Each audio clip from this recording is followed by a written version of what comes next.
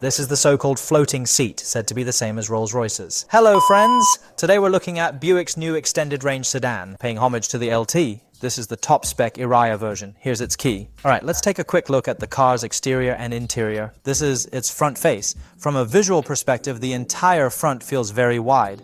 Then here on the roof, you can see it is equipped with a LiDAR. The lighting clusters on both sides use an integrated headlight design. Here are its daytime running lights, and inside are the LED high and low beam headlights.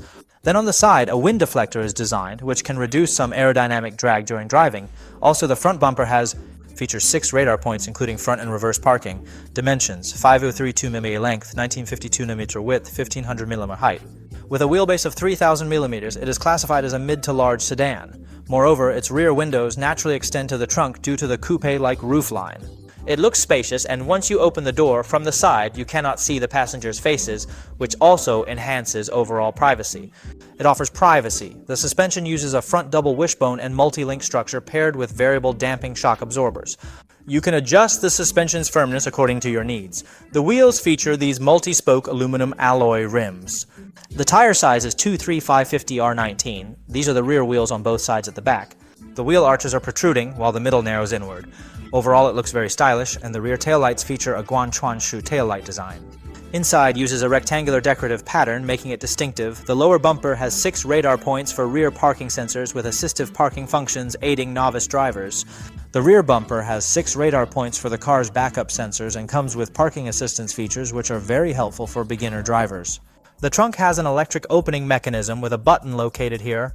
Although it has a sloping rear design, the trunk opening is still relatively conventional. Here is the overall trunk space, which, as you can clearly see, is exceptionally spacious and offers ample room for your storage needs. However, please note that the rear seats unfortunately cannot be folded down, as I have just tested and confirmed. Under the partition, there is additional storage space and some tools that come with the vehicle. On the driver's side rear, here is the charging port, which supports both fast and slow charging. Additionally, all models support a 6000 AA external discharge function, making it very convenient for outings and mechanical shops. On the passenger side rear, here is the fuel port.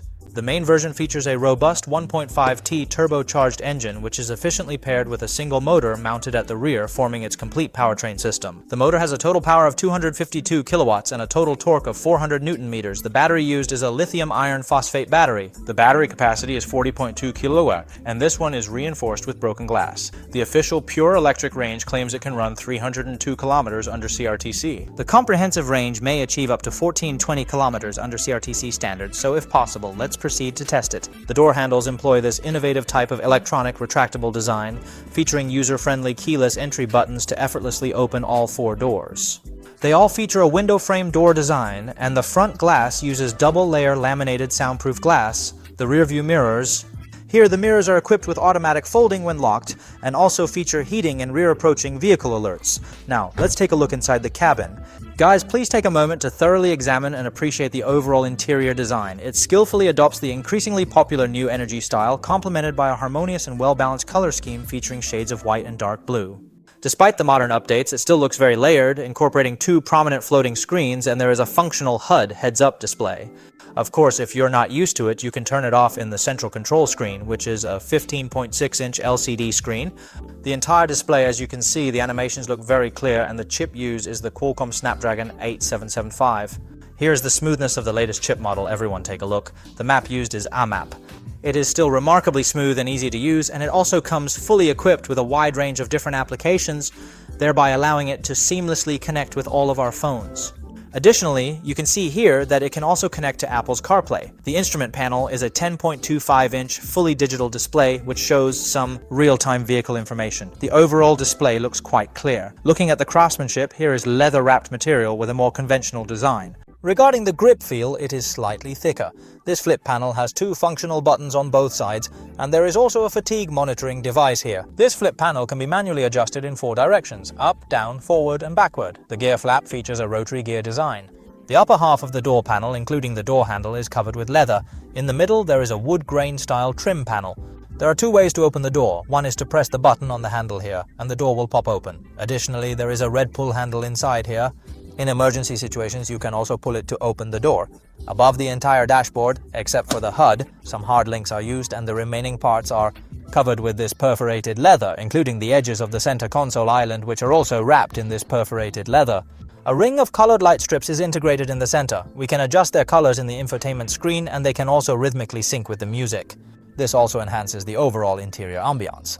Additionally, below the center console, it still retains some of the air conditioning functions, such as windshield window functions for front and rear, the lock button, and the air conditioner activation button.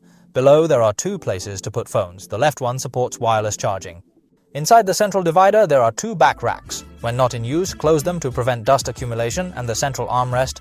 Inside, this container is capable of roughly accommodating about 8 Coca-Cola cans, and there are additionally 3 designated spots for placing aromatherapy items. Moreover, there is a USB data port where you can plug in a flash drive to listen to music. Below the central control, there is a hollowed-out design which is quite large. Inside, there are 2 Type-C charging ports and a 12V power outlet. The top-of-the-line Aria Edition seats use matte materials with a very delicate feel. The front passenger seat features a Boss-style headrest here, equipped with headrest speakers for all 4 seats front and back, and there is an Aria logo here. You can see it has a perforated design. The seats in the front row offer excellent support and comfort, and all 4 seats are fitted with heating, ventilation, massage functions, along with therapeutic features for an enhanced experience. Moreover, the front passenger seat has a zero-gravity mode. Pressing a button will automatically adjust it, including the A-pillar and the entire. The roof is wrapped in this velvet fabric, which feels very delicate, and the materials are quite good. Also, the 2 front sun visors both have makeup mirrors, and the entire roof uses a large panoramic sunroof design with wood accents. The overall area is very large, extending from the front all the way to the back.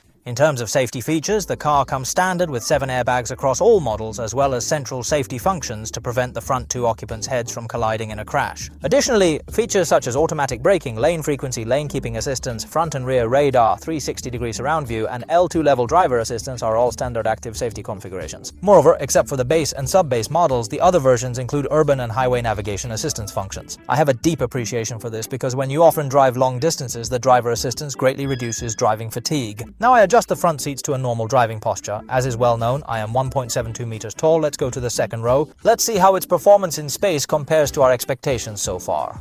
There is approximately 3 lengths of usable distance space. There's also a small partition here.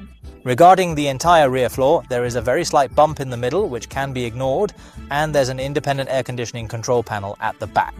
Independent air outlets, and below there are 2 Type-C charging ports. The rear seat backs are designed with 2 detachable headrests, each equipped with headrest speakers. In the middle there is a spacious armrest equipped with multiple buttons designed to control the rear seat's heating, ventilation, and massage functions, providing enhanced comfort and convenience here. There are 2 back racks in the middle. This one cannot be opened. The rear seats are much softer to sit in than the front. I just asked the salesperson and he said this is called... The floating seats are said to be the same as those in a Rolls-Royce. The entire cushion area is indeed much softer than the front seats, giving a sofa-like feel when you sit down. But the backrest and lumbar area still provide some support, making the overall seating quite comfortable. To date, the R7 comes in 5 configurations with, actually, upon checking its specification list, even the base model is well equipped. Moreover, it's the size of a C-segment vehicle but is now selling at the starting price of a B-segment vehicle. I think the overall cost performance is quite high. Now the question is, brothers, do you think the Tribute L71 will become Buick's next hit model? You can discuss in the comments what cars you want to see next.